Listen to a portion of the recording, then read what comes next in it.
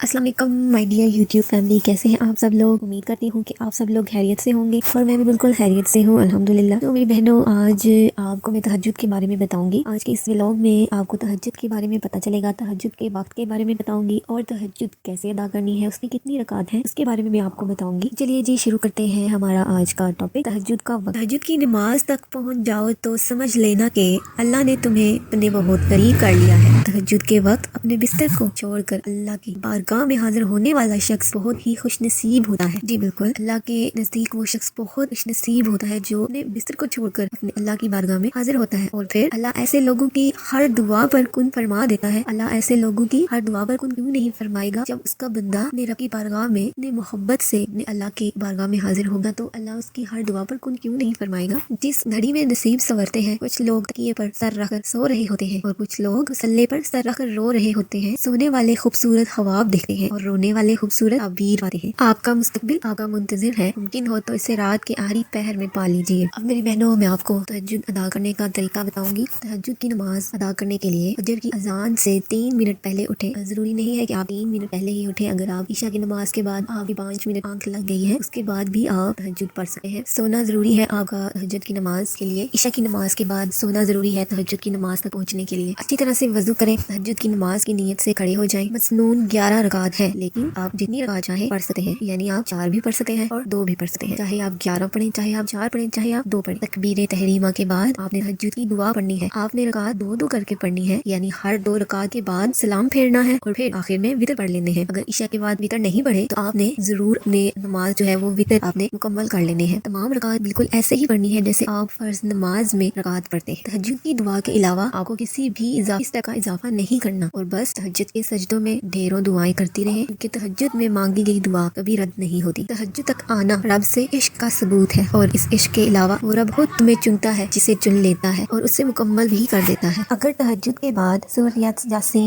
यासीन पढ़ के दुआ मांगी जाए तो वो दुआ भी इंशाल्लाह कबूल होगी, क्योंकि ऐसे 3 दिल मिलते हैं, रात का दिल, कुरान मजीद का दिल और इंसान का दिल, और बेशक 3 दिलों का मिलना कबूलियत का सबब बनता है इंशाल्लाह। तहज्जुद की नमाज वो वाहिद नमाज है जो मौज़न की नहीं बल्कि दिल की अजान पर पढ़ी जाती है, और दिल में तो अल्लाह बसता ही है। अल्लाह ने जिसको तहज्जुद के लिए उठाना चाहा, बस आवाज भी सिर्फ उसी को सुनाई दी जाती है। बेशक अल्लाह ने जिसको तहज्जुद में या फजर में उठाना चाहा, बस आवाज भी सिर्फ उसी को आती है अजान की, और आंख भी सिर्फ उसी की खुलती है। तो मेरी बहनों, उम्मीद करती हूँ आपको आज का ये व्लॉग अच्छा लगा होगा। जरूर तहज्जुद की नमाज अदा करें, अपनी रूटीन में तहज्जुद की नमाज को शामिल कर लें।